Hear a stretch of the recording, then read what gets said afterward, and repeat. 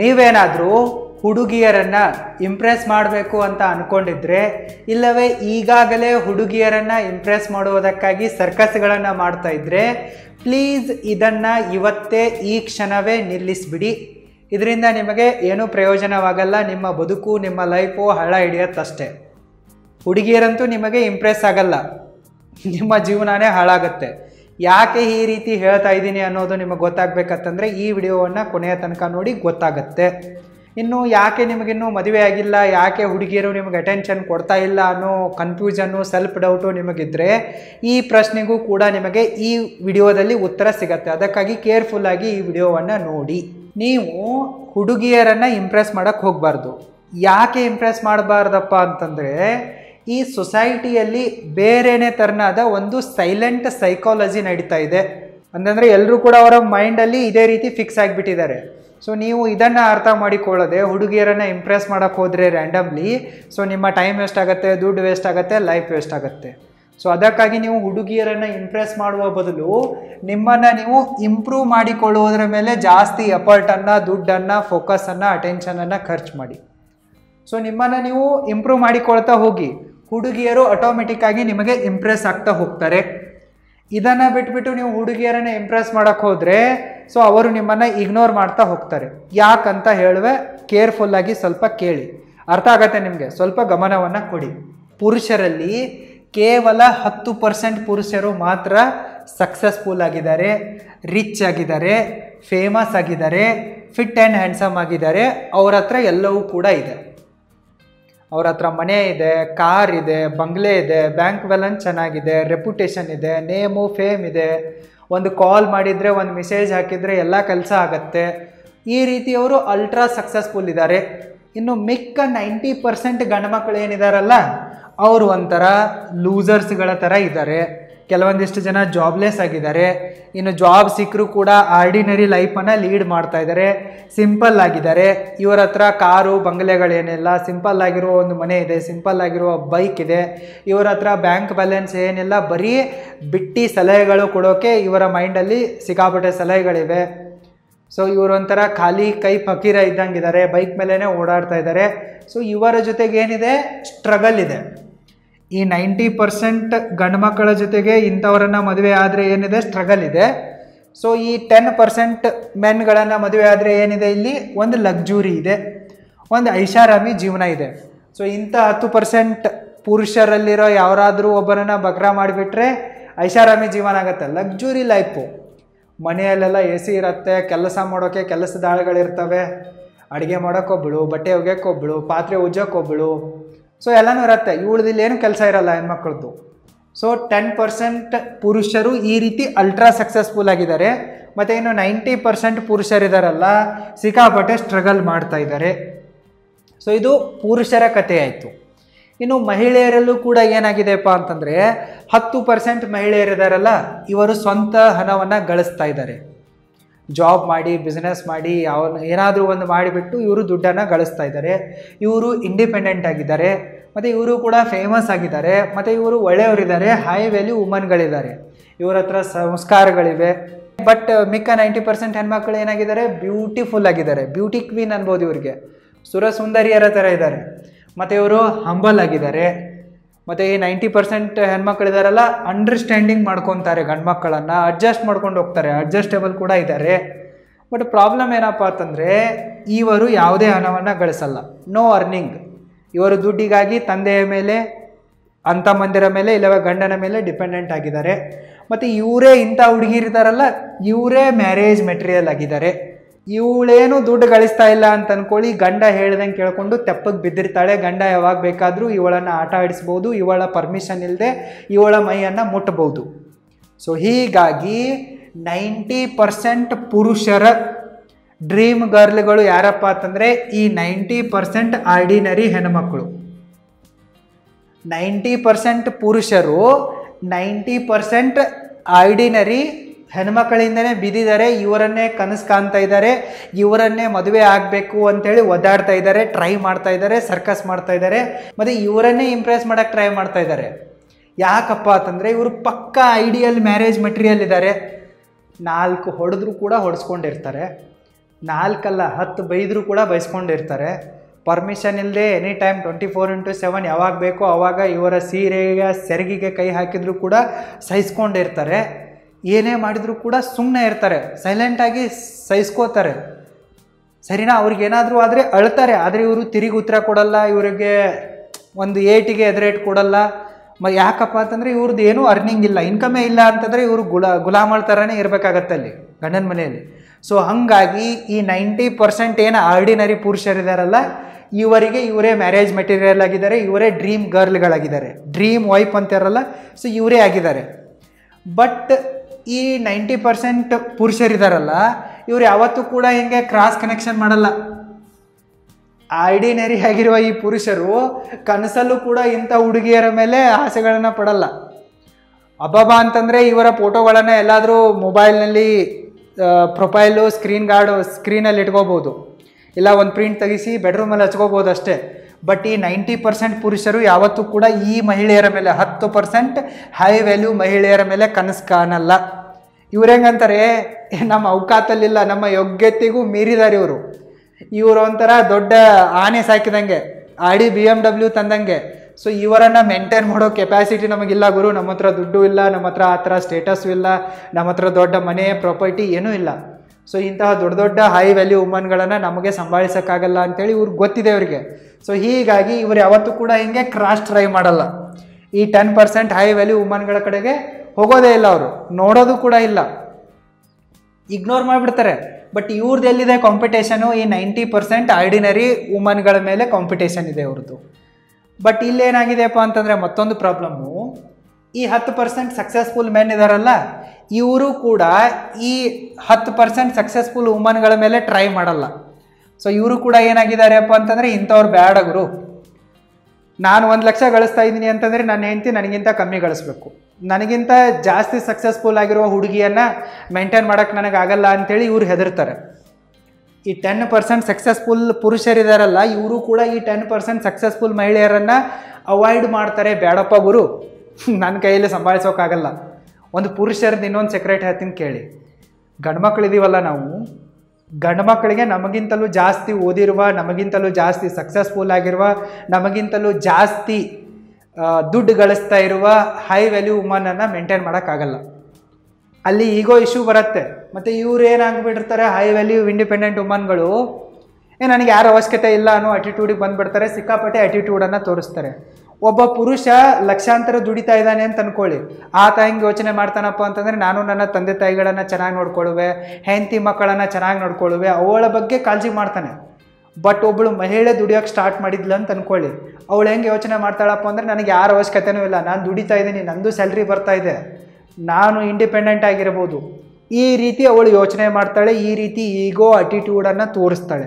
ಅದಕ್ಕಾಗಿ ಆರ್ಡಿನರಿ ಆಗಿರುವ ಪುರುಷರು ಕೂಡ ಈ 10% ಹೈ ವ್ಯಾಲ್ಯೂ ವುಮನ್ಗಳನ್ನು ಇಂಪ್ರೆಸ್ ಮಾಡೋಕ್ಕೆ ಹೋಗಲ್ಲ, ಕನಸಲ್ಲೂ ಕೂಡ ಅವರನ್ನು ನೋಡೋಕ್ಕೆ ಹೋಗಲ್ಲ. ಇನ್ನು ಇವರು ಸಕ್ಸಸ್ಫುಲ್ ಆಗಿರೋರು ಕೂಡ ಈ ಹೈ ವ್ಯಾಲ್ಯೂ ವುಮನ್ಗಳು ಬಿಡೋ ಮರ, ಈಗೋ ಅಟಿಟ್ಯೂಡು ಸಿಕ್ಕಾಪಟ್ಟೆ ಇರುತ್ತೆ ಅಂಥೇಳಿ ಅವರು ಕೂಡ ಇವರನ್ನು ಇಗ್ನೋರ್ ಮಾಡ್ತಾರೆ. ಈ 10% ಹೆಣ್ಮಕ್ಳು ಏನಿದಾರಲ್ಲ, ಹಿಂಗೆ ಸಿಂಗಲ್ ಒಂಥರ ದೆವ್ವದ ಥರ ಜೀವನ ಮಾಡ್ತಾರೆ, ಆಲ್ಮೋಸ್ಟ್ ಅಲ್ಲಿ ಸಿಂಗಲ್ ಆಗಿ ಉಳಿತಾರೆ. ಇವರಿಗೆ ಮದುವೆ ಆಗೋದು ಕೂಡ ಕಷ್ಟ ಇದೆ, ಮತ್ತು ಇವ್ರು ಮದುವೆ ಆದರೂ ಕೂಡ ಬೇಗನೆ ಡೈವರ್ಸ್ ಆಗುತ್ತೆ, ಒಬ್ಬನ ಜೊತೆಗಂತೂ ಇರಲ್ಲ, ಸಿಕ್ಕಾಪಟ್ಟೆ ಇಲ್ಲಿ ರಿಲೇಷನ್ಶಿಪ್ ಇಶ್ಯೂಗಳು ಕೂಡ ಇವ್ರಿಗೆ ಆಗ್ತವೆ. ಸೊ ಇದರಲ್ಲಿ ಇವ್ರದ್ದೇನು ತಪ್ಪಿಲ್ಲ, ಇಲ್ಲಿ ಪುರುಷ ಕುಲದ ಯೋಚನೆ ಹೆಂಗಿದೆ, ನಮಗೆ ಇಂಥವರನ್ನು ಮೇಂಟೈನ್ ಮಾಡುವ ಒಂದು ದಮ್ ಅಂತಾರಲ್ಲ ಅದಿಲ್ಲ. ಹಾನೆಸ್ಟಾಗಿ ಹೇಳೋದು, ಇರ್ತಾರೆ ಕೆಲವೊಂದಿಷ್ಟು ಜನ ಅರ್ಥ ಮಾಡ್ಕೊಂಡು ಹೋಗ್ಬೋದು, ಅವರು ಕೂಡ ಒಳ್ಳೆಯವರಿದ್ದರೆ ಈ 10% ಜನ ಒಪ್ಕೋಬೋದು. ಬಟ್ ಇವರು ಒಳ್ಳೆಯವರೆಲ್ಲ, ಈಗೋ ಇಶ್ಯೂ ಇದೆ, ಆ್ಯಟಿಟ್ಯೂಡ್ ಇಶ್ಯೂ ಇದೆ ಅಂತಂದರೆ ಯಾರೂ ಕೂಡ ಇವರನ್ನು ಸಂಭಾಳಿಸೋಕ್ಕಾಗಲ್ಲ, ಮೇಂಟೈನ್ ಮಾಡೋಕ್ಕಾಗಲ್ಲ. ಸೊ ಪರಿಸ್ಥಿತಿ ಹೀಗಿದೆ. ಸೊ ಕಾಂಪಿಟೇಷನ್ ಏನಾಯಿತು, ಈ 90% ಗಂಡು ಮಕ್ಕಳು ಕೂಡ ಈ 90% ಆರ್ಡಿನರಿ ಮ್ಯಾರೇಜ್ ಮೆಟೀರಿಯಲ್ ಹೆಣ್ಮಕ್ಳ ಹಿಂದೆನೇ ಬಿದ್ದಿದ್ದಾರೆ. ಮತ್ತು ಈ 10%ನವರು ಕೂಡ ಇವ್ರ ಮೇಲೇ ಕಣ್ಣು ಹಾಕ್ತಾ ಇದ್ದಾರೆ, ಬಿಕಾಸ್ ಇವರು ಬ್ಯೂಟಿಫುಲ್ ಇದ್ದಾರೆ, ಮತ್ತು ಇವಳು ಕೇಳ್ಕೊಂಡಿರ್ತಾಳೆ, ಅಂಡರ್ಸ್ಟ್ಯಾಂಡಿಂಗ್ ಇದ್ದಾಳೆ, ಅಡ್ಜಸ್ಟೇಬಲ್ ಇದ್ದಾಳೆ. ಸೊ ಇಲ್ಲಿ ಏನಾಯಿತು, 100% ಸಕ್ಸಸ್ಫುಲ್ ಪುರುಷ ಇರಲಿ, ಅನ್ಸಕ್ಸಸ್ಫುಲ್ ಪುರುಷ ಇರಲಿ, ಎಲ್ರಿಗೂ ಕೂಡ ಇವರೇ ಬೇಕು. 90% ಆರ್ಡಿನರಿ ವುಮನ್ಗಳೇ ಮ್ಯಾರೇಜ್ ಮೆಟೀರಿಯಲ್ಗಳೇ ಬೇಕು. ಬಟ್ ಈ 90% ಮ್ಯಾರೇಜ್ ಮೆಟೀರಿಯಲ್ಲು ಹುಡುಗಿಯರಿಗೆ ಏನಾಗಿದೆಯಪ್ಪ ಅಂತಂದರೆ, ಈ 90% ಗಂಡು ಮಕ್ಕಳಿದಾರಲ್ಲ, ಇವರು ಬೇಡ ನನಗೆ. ಇದಕ್ಕಾಗಿಯೇ ಆಲ್ಮೋಸ್ಟ್ ಆಲ್ ಜನರ ಮದುವೆ ಆಗ್ತಾ ಇಲ್ಲ. ಗಂಡು ಮಕ್ಕಳು ಎಂಥ ಹುಡುಗಿ ಸಿಕ್ಕರೆ ಸಾಕಪ್ಪ, ಹುಡುಗಿ ಸಿಕ್ಕರೆ ಸಾಕು, ಕೈಕಾಲು ಬಿದ್ದು ಎಂಥವಳೆ ಇರಲಿ, ಕಣ್ಣು ಇರದೇ ಇರಲಿ, ಮೂಗು ಹೆಂಗೆ ಇರಲಿ, ಮೂತಿ ಹೆಂಗೆ ಇರಲಿ ಅಂತೇಳಿ ಮದುವೆ ಮಾಡ್ಕೊಳಕ್ಕೆ ತಯಾರಿದ್ದಾರೆ. ಬಟ್ ಹುಡುಗಿಯರಿದಾರಲ್ಲ, ಈ 90% ಹುಡುಗಿಯರು, ಈ 90% ಹುಡುಗರನ್ನು ಇಲ್ಲೇ ಏನು ಮಾಡಿಬಿಟ್ಟಿದ್ದಾರೆ, ಖತಮ್, ಇಗ್ನೋರ್ ಮಾಡ್ತಾ ಇದ್ದಾರೆ. ಬೇಡಪ್ಪ ಇವನು ಬೇಡ ನನಗೆ, ಈ 90% ಕೆಟಗರಿಯಲ್ಲಿರೋ ಗಂಡು ಮಕ್ಕಳು ಬೇಡ, ಇಂಥ ಗಂಡ ಬೇಡ ನನಗೆ, ನಾನು ಮದುವೆ ಆಗದೆ ಇದ್ರೂ ನಡೆಯುತ್ತೆ, ನಾನು ಸಿಂಗಲ್ಸ್ ಆಯ್ತೀನಿ. ಬಟ್ ನನಗೆ ಈ 90% ಕ್ಲಬ್ಬಲ್ಲಿರೋ ಸ್ಟ್ರಗಲ್ಲರ್ಗಳು ಬೇಡ, ಲೂಸರ್ಗಳು ಬೇಡ ಅನ್ನೋದು ಈ 90% ಹುಡುಗಿಯರ ಒಂದು ಮೈಂಡ್ಸೆಟ್ ಆಗಿದೆ. ಸೊ ಇಲ್ಲಿ ನೋಡಿ 10% ಹುಡುಗರಿದ್ದಾರೆ, 90% ಇಲ್ಲಿ ಹುಡುಗಿಯರಿದ್ದಾರೆ. ಸೊ ಇಲ್ಲಿ ಹುಡುಗಿಯರ ಹತ್ರ ಸಿಕ್ಕಾಪಟ್ಟೆ ಚಾಯ್ಸ್ಗಳಿವೆ. ಯಾಕಂತಂದರೆ ಈ 90% ಜನನೂ ಇವರನ್ನೇ ಇಂಪ್ರೆಸ್ ಮಾಡೋಕ್ಕೆ ಹೋಗ್ತಾ ಇದ್ದಾರೆ, ಈ 10% ಹೈಲಿ ಸಕ್ಸಸ್ಫುಲ್ ಜನನೂ ಇವರನ್ನೇ ಇಂಪ್ರೆಸ್ ಮಾಡೋಕ್ಕೆ ಹೋಗ್ತಾ ಇದ್ದಾರೆ. ಬಟ್ ಇವರ ಗಮನ ಯಾರ ಮೇಲಿದೆ, ಈ 10% ಕ್ಲಬ್ಗಳ ಮೇಲಿದೆ. ಸೊ ನೀವೇನಾದರೂ ಒಬ್ಬ ಲೂಸರ್ ಆಗಿ, ಒಬ್ಬ ಜಾಬ್ಲೆಸ್ ಆಗಿ, ಒಬ್ಬ ಆರ್ಡಿನರಿ ಆಗಿ, ಒಬ್ಬ ಸ್ಟ್ರಗಲರ್ ಆಗಿ, ಸಿಂಪಲ್ ಆಗಿ, ಹಂಬಲ್ ಆಗಿ ಈ ಹುಡುಗಿಯರನ್ನು ಪ್ರೇಮ ದೇವತೆ ಅಂತೆಲ್ಲ ಅರ್ಥ ಮಾಡ್ಕೊಂಡ್ಬಿಟ್ಟು ನಾಯಿಗಳ ಥರ ಇವರನ್ನು ಇಂಪ್ರೆಸ್ ಮಾಡೋಕ್ಕೆ ಹೋದರೆ ಇವರು ನಿಮಗೆ ಇಂಪ್ರೆಸ್ ಆಗಲ್ಲ. ಯಾಕಂದರೆ ಅವರು ಮೆಂಟಲಿ ಫಿಕ್ಸ್ ಆಗಿಬಿಟ್ಟಿದ್ದಾರೆ, ನಿಮಗೆ ಈ ಲೂಸರ್ಗಳು ಬೇಡ, ನಮಗೆ ಸಕ್ಸಸ್ಫುಲ್ ಆಗಿರೋರು ಬೇಕು ಅಂತೇಳಿ, ವಿನ್ನರ್ಗಳಾಗಿರೋರು ಬೇಕು ಅಂತೇಳಿ ಅವ್ರು ಫಿಕ್ಸ್ ಇದ್ದಾರೆ. ಯಾಕಂದರೆ ಅವರಿಗೆ ಲಕ್ಸುರಿಯಸ್ ಲೈಫ್ ಬೇಕಾಗಿದೆ, ಸ್ಟ್ರಗಲ್ ಬೇಡ ಆಗಿದೆ ಅವರಿಗೆ. ಅಪ್ಪನ ಮನೆಯಲ್ಲಿ ಕೂಡ ಎಲ್ಲ ಆಸೆಗಳನ್ನು ಸಾಯಿಸಿ, ಕನಸುಗಳನ್ನು ಸಾಯಿಸಿ ಬದುಕಿದ್ದಾರೆ ಅವರು 20-25 ವರ್ಷ ಅಡ್ಜಸ್ಟ್ಮೆಂಟಲ್ಲಿ. ಸೊ ಇನ್ನು ಗಂಡನ ಒಂದು ದುಡ್ಡಲ್ಲಾದರೂ ನಮ್ಮ ಆಸೆ ಆಕಾಂಕ್ಷೆಗಳನ್ನ ಈಡೇರಿಸ್ಕೊಂಡ್ಬಿಡೋಣ ಅನ್ನೋದು ಅವ್ರದ್ದಿದೆ. ಸೊ ಹೀಗಾಗಿ ಈ 90% ಹುಡುಗಿಯರ ಕಣ್ಣು ಈ 10% ಪುರುಷರ ಮೇಲಿದೆ. ಸೊ ನೀವೇನಾದರೂ ಇಲ್ಲಿ 90% ಆರ್ಡಿನರಿ ಆಗಿಬಿಟ್ಟು ಇವ್ರು ಹಿಂದೆ ಬಿದ್ರಿಯಪ್ಪ ಅಂತಂದರೆ ಇವ್ರು ಯಾವತ್ತೂ ನಿಮಗೆ ಸಿಗಲ್ಲ. ಸಿಕ್ಕರೂ ಕೂಡ ತುಂಬಾ ಆರ್ಡಿನರಿ ಆಗಿರೋ ಹುಡುಗಿ ಸಿಗ್ತಾಳೆ, ಅವಳು ನಿಮಗೆ ಪ್ರತಿದಿನ ಟೀಸ್ ಮಾಡೋವಳೆ, ಒಂದು ನಿಮ್ಮದು ಆರ್ಡಿನರಿ ಜೀವನ ಆಗುತ್ತೆ. ಸೊ ಅದಕ್ಕಾಗಿ ನೀವೇನು ಮಾಡಿಯಪ್ಪ ಅಂತಂದರೆ ಈ ಹುಡುಗಿಯರನ್ನು ಇಂಪ್ರೆಸ್ ಮಾಡೋಕ್ಕೆ ಟ್ರೈ ಮಾಡೋಕ್ಕೆ ಹೋಗ್ಬಿಡಿ, ಅದರ ಬದಲಿ ನಿಮ್ಮನ್ನು ನೀವು ಇಂಪ್ರೂವ್ ಮಾಡೋಕ್ಕೆ ಎಫರ್ಟ್ ಹಾಕೋಕ್ಕೆ ಸ್ಟಾರ್ಟ್ ಮಾಡಿ. ಅಂದರೆ ನೀವು ಈ 10% ಪುರುಷರ ಕ್ಲಬ್ಬಲ್ಲಿ ಬರೋಕ್ಕೆ ಟ್ರೈ ಮಾಡಿ.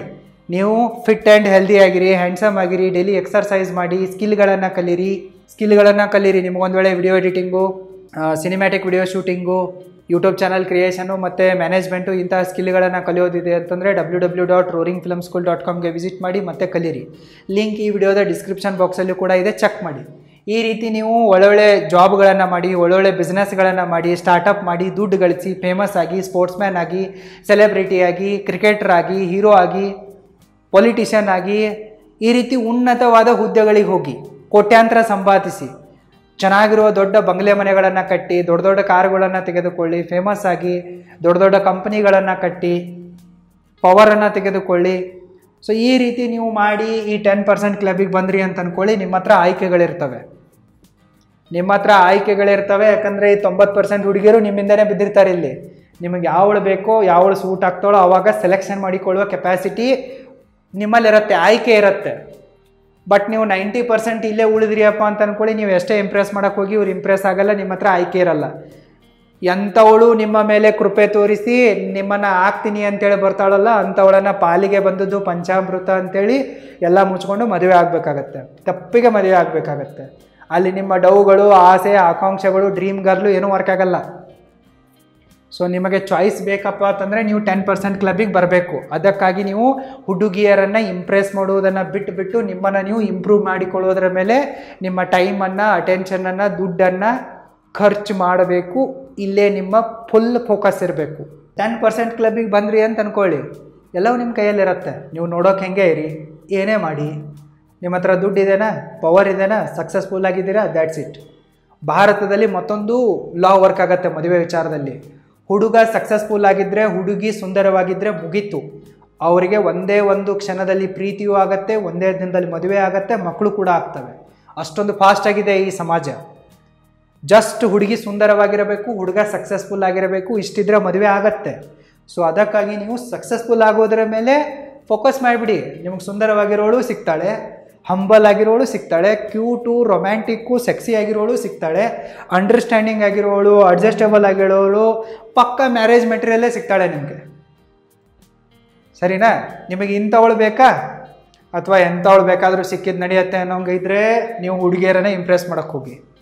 ಸೊ ನಿಮಗೆ ಈ ಥರನಾದ ಪಕ್ಕ ಮ್ಯಾರೇಜ್ ಮೆಟೀರಿಯಲ್ ಹುಡುಗಿ ಬೇಕಪ್ಪ ಅಂತಂದರೆ ಇವರನ್ನು ಇಂಪ್ರೆಸ್ ಮಾಡುವುದನ್ನು ಬಿಟ್ಟು ಸಕ್ಸಸ್ಫುಲ್ ಆಗೋದ್ರ ಮೇಲೆ ಫೋಕಸ್ ಮಾಡಿ. ಇನ್ನು ಹುಡುಗಿಯರಿದ್ದೀರಲ್ಲ, ನೀವು 10% ಕ್ಲಬ್ಬಿಗೆ ಬಂದರೂ ಕೂಡ ನಿಮ್ಮದು ಸ್ಟ್ರಗಲೇ ಇದೆ. ಸೊ ಆವಾಗ ನೀವು 10%ಗೆ ಬನ್ನಿ, ಸಕ್ಸಸ್ಫುಲ್ ಆಗಿ. ಸೊ ಇದರಲ್ಲಿ ಸ್ವಲ್ಪ ನೋಡಿ, ಯಾರಿಗೆ ಈಗೋ ಇಶ್ಯೂ ಇರೋಲ್ಲ, ಆಟಿಟ್ಯೂಡ್ ಇರಲ್ಲ ಅಂಥವ್ರನ್ನ ಮದುವೆ ಆಗಿ. ಸೊ ಅವನು ನಿಮಗಿಂತ ಕಮ್ಮಿ ಗಳಿಸ್ತಾ ಇದ್ದಾನೆ ಅಂತ ಅಂದ್ಕೊಳ್ಳಿ, ಪರವಾಗಿಲ್ಲ, ನೀವು ಅಡ್ಜಸ್ಟ್ ಮಾಡ್ಕೊಂಡು ಹೋಗಿ. ಈಗ ನಮ್ಮ ಅಕ್ಕನ ಮದುವೆಗೆ ಸ್ವಲ್ಪ ಲೇಟ್ ಆಯಿತು. ಕಾರಣ ಏನಪ್ಪ ಅಂತಂದರೆ ನಮ್ಮ ಅಕ್ಕ ಜಾಸ್ತಿ ದುಡಿತಾ ಇದ್ದಾಳೆ, ಸ್ಟಾರ್ಟಪ್ ಮಾಡ್ತಾ ಇದ್ದಾಳೆ, ಸಾವಿರಾರು ಹುಡುಗರಿಗೆ ಸ್ಟೂಡೆಂಟ್ಸ್ಗಳಿಗೆ ಟೀಚ್ ಮಾಡ್ತಾ ಇದ್ದಾಳೆ. ಪುಣೆ ಸಿಟಿಯಲ್ಲಿ ಅವಳದ್ದೇ ಆದ ಒಂದು ನೇಮ್ ಇದೆ, ಬ್ರ್ಯಾಂಡ್ ಇದೆ, ಫೇಮ್ ಇದೆ. ಸೊ ಎಲ್ಲರೂ ಅವಳನ್ನು ಐಡೆಂಟಿಫೈ ಮಾಡ್ತಾರೆ. ಸೊ ಇಡೀ ಸಿಟಿಗೆ ಗೊತ್ತು, ಯಾಕಂದರೆ ಆಕೆ ಸಾವಿರಾರು ಜನ ಸ್ಟೂಡೆಂಟ್ಸ್ಗಳಿಗೆ ಕಲಿಸಿದ್ದಾಳೆ, ಅವಳ ಪೇರೆಂಟ್ಸ್ಗಳಿಗೂ ಕೂಡ ಗೈಡ್ ಮಾಡಿದ್ದಾಳೆ. ಸೊ ಹೀಗಾಗಿ ಒಂದು ಬ್ರ್ಯಾಂಡ್ ಇದೆ. ಸೊ ಆಬ್ವಿಯಸ್ಲಿ ಅವಳು ಫೇಮಸ್ ಆಗಿದ್ದಾಳೆ, ಜಾಸ್ತಿ ಬ್ರ್ಯಾಂಡ್ ಇದೆ ಅಂತಂದರೆ ಜಾಸ್ತಿ ಜನ ಅಡ್ಮಿಷನ್ ಆಗೋದ್ರಿಂದ ಜಾಸ್ತಿ ದುಡ್ಡು ಬರುತ್ತೆ. ಸೊ ಹೀಗಾಗಿ ಅಲ್ಲಿ ಮದುವೆಗೆ ಪ್ರಾಬ್ಲಮ್ ಆಗಿತ್ತು. ಬಟ್ ನಮ್ಮ ಮಕ್ಕಳಿಗೂ ಕೂಡ ಅರ್ಥ ಆಯಿತು, ಕೆಟ್ಟ ಮೇಲೆ ಬುದ್ಧಿ ಬರುತ್ತಂತಾರಲ್ಲ, ಸ್ವಲ್ಪ ಏಜ್ ಹೋಗ್ತಾ ಇದೆ, ಸ್ವಲ್ಪ ನನಗೂ ವಯಸ್ಸು ಆಗ್ತಾ ಇದೆ ಅನ್ನೋದು ಎಲ್ಲರೂ ಕೂಡ ಕೇಳೋಕ್ಕೆ ಸ್ಟಾರ್ಟ್ ಮಾಡಿದ್ರಲ್ಲ, ಅವಾಗ ಆಟೋಮೆಟಿಕ್ಕಾಗಿ ಡೌನ್ ಟು ಅರ್ತ್ ಬಂದುಬಿಟ್ಲು. ಅವಳಲ್ಲಿರುವ ಒಂದು ಈಗೋ ಅಟಿಟ್ಯೂಡನ್ನು ಕಮ್ಮಿ ಮಾಡ್ಕೊಂಡ್ಬಿಟ್ಲು, ಮದುವೆ ಆಯಿತು, ಈಗ ನೆಟ್ಟಗಿದ್ದಾರೆ, ಒಂದು ಮಗುನೂ ಕೂಡ ಆಗಿದೆ. ಇನ್ನೇನು ಬೇಕು? ಸೊ ನೀವು ಕೂಡ ಸಕ್ಸಸ್ಫುಲ್ ಆಗಿ. ಬಟ್ ನನ್ನ ಗಂಡ ನನಗಿಂತ ಜಾಸ್ತಿ ಸಕ್ಸಸ್ಫುಲ್ ಆಗಿರಬೇಕು, ನನಗಿಂತ ಜಾಸ್ತಿ ದುಡಿಬೇಕು, ಈ ರೀತಿ ನೀವು ಎಕ್ಸ್ಪೆಕ್ಟೇಷನ್ ಇಟ್ಕೊಂಡ್ರೆ ಅಂತ ಅಂದ್ಕೊಳ್ಳಿ, ನಿಮ್ಮದು ಕಷ್ಟ ಆಗುತ್ತೆ. ನಿಮ್ಮ ಮದುವೆ ಆಗೋದು ಕಷ್ಟ ಆಗುತ್ತೆ, ಮತ್ತು ನಿಮಗೆ ಮದುವೆ ಆಗಿದೆ ಅಂತಂದ್ರೂ ಕೂಡ ಅದು ತಾಳೋದು ಕೂಡ ಕಷ್ಟ ಆಗುತ್ತೆ. ನೀವು ಈಗೋ ಮತ್ತು ಈ ರಿಲೇಷನ್ಶಿಪ್ ಇಶ್ಯೂಯಿಂದ ಡೈವರ್ಸ್ ಬೇಗನೆ ತೊಗೊತೀರ. ಸೊ ಈ ರೀತಿ ಮಾಡೋಕ್ಕೆ ಹೋಗ್ಬಿಡಿ, ಅರ್ಥ ಮಾಡ್ಕೊಳ್ಳಿ. ಸೊ ನಿಮಗೆ ಇದು ಅರ್ಥ ಆಗಿದೆ ಅಂತ ಅನ್ಕೊತೀನಿ. ಇದು ನಿಮಗೆ ಒಂಥರ ಪುರಾಣದ ಥರ ಅನ್ನಿಸ್ಬೋದು, ಬಟ್ ಇದೇ ರಿಯಲ್ ಫ್ಯಾಕ್ಟ್ ಆಗಿದೆ. ಸೊ ನೀವು ಚೂಸ್ ಮಾಡ್ಕೊಳ್ಳಿ. ಎಂಥವಳು ಸಿಕ್ಕರು ನಡೆಯುತ್ತೆ ಅನ್ನೋದಿದ್ದರೆ ಈ 90% ಸುಂದರಿಯರಿಂದ ನಾಯಿಗಳ ಥರ ಹೋಗಿ, ನನಗೆ ಇಂಥವಳೇ ಬೇಕು, ನನ್ನ ಕೈಯಲ್ಲಿ ಆಯ್ಕೆ ಬೇಕು, ಮ್ಯಾರೇಜ್ ಮೆಟೀರಿಯಲನ್ನು ನಾನು ಸೆಲೆಕ್ಟ್ ಮಾಡ್ತೀನಿ, ಚಾಯ್ಸ್ ನನ್ನ ಕೈಯಲ್ಲಿರಬೇಕು ಅನ್ನೋದಿತ್ತಪ್ಪ ಅಂತಂದರೆ ಹುಡುಗಿಯರನ್ನು ಇಂಪ್ರೆಸ್ ಮಾಡೋದು ಬಿಟ್ಟು ಇಂಪ್ರೂವ್ ಮಾಡ್ಕೊಳ್ಳೋದ್ರ ಮೇಲೆ ಟ್ರೈ ಮಾಡಿ. All the very best. Thank you so much.